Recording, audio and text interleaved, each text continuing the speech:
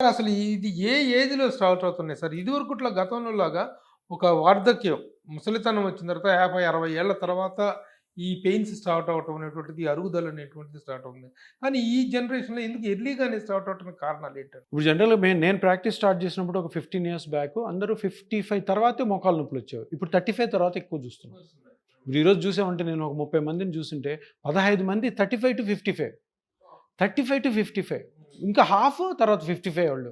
ఎందుకొస్తున్నాయి అంటే first of all life style మొత్తము shatter అయిపోయింది. ఇంక పొద్దున్న లేసినప్పటి నుంచి ఉరుకులు, పరుగులు, హెల్త్ మీద కాన్షియస్ ఉండదు.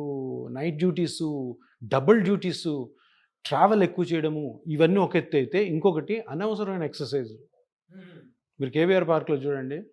రోజు అంటే ఆ కేబీఆర్ పార్క్‌లో నడిచే వాళ్ళందరూ కూడాను పాపం తెలియక వాళ్ళ మోకాళ్ళు గానీ, స్పైన్ గానీ అరిగిపోతాయి మనం ఎక్కువ వాకింగ్ చేస్తే అన్నది ఎవరికీ తెలీదు. వాకింగ్ అంటే ఏదో అమృతంలాగా వాక్ చేసి పోతాడు. ఎంత చేయాలి? ఏ వయసులో ఎంత చేయాలా?